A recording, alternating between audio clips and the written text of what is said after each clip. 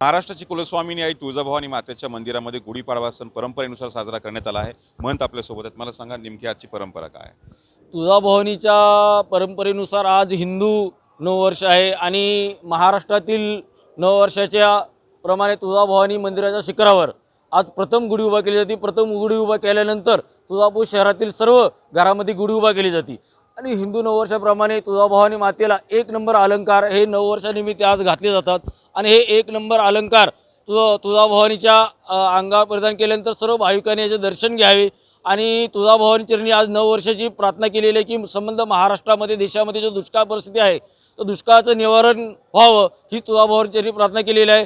सर्व भाविकांना नववर्षाच्या हार्दिक शुभेच्छा। जय भवानी, जय शिवाजी। आज काही अलंकार पूजा असतात आणि आपण जे पाडव्यानिमित्त साखरेचा हार करतो, साखरेचा हार बी आज पहाटे 1 वाजता तुळजाभवानी मातेला परिधान केलेला आहे व त्यानंतर तुळजाभवानीच्या भक्तगण येतात। ते प्रत्येक भक्तजण साखरेचा हार, खोबऱ्याचा हार, कारकाचा हार हे मिळून आणतात आणि तुळजाभवानीची पहिली पूजा करूनच सर्व भाविक भक्त दर्शन घेऊन तुळजाभवानी आपल्या घरामध्ये गुढी उभा करतात। तुळजाभवानी मातेच्या दर्शनासाठी इथे भाविकांनी मोठी गर्दी केली आहे। संतोष जाधव, TN मराठी।